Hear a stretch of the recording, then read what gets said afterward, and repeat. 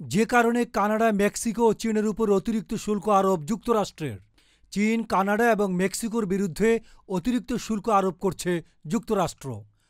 White house জানিয়েছে, মার্কিন president Donald Trump স্থানীয় সময় 1 ফেব্রুয়ারি মেক্সিকোর উপর 25%, কানাডার উপর 25% এবং চীনের উপর 10% শুল্ক আরোপ করবেন। ব্রিটিশ সংবাদ মাধ্যম বিবিসি নিউজ এ তথ্য নিশ্চিত করেছে। প্রতিবেদনে বলা হয়, স্থানীয় সময় 31 জানুয়ারি ট্রাম্প বলেছেন যে কানাডিয়ান তেলের উপর 10% কম শুল্ক আরোপ করা হবে, যা পরবর্তীতে 18 ফেব্রুয়ারি থেকে কার্যকর হতে পারে।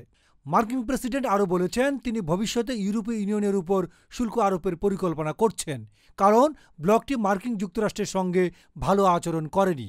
হোয়াইট হাউসের প্রেস সেক্রেটারি ক্যারোলিন লিভিট জানিয়েছেন, কানাডা এবং মেক্সিকো অবৈধ ফেন্টালাইন সংগ্রহ করে আমাদের দেশে বিতরণ করার অনুমতি দিয়েছে, যা লক্ষ লক্ষ আমেরিকানকে হত্যা করেছে, কারণ ওই দুটি দেশ থেকে এই মাদক যুক্তরাষ্ট্রে বিতরণ করার অনুমতি দেওয়া হয়। এর ফলে মৃত্যু হয়েছে লাখ লাখ ইউএস নাগরিকের। এরই প্রতিক্রিয়ায় এই শুল্ক আরোপ করা হয়েছে। এদিকে কানাডা ও মেক্সিকো ইতোমধ্যেই বলেছে তারা যুক্তরাষ্ট্রের শুল্ক আরোপের পাল্টা পদক্ষেপ নেবে।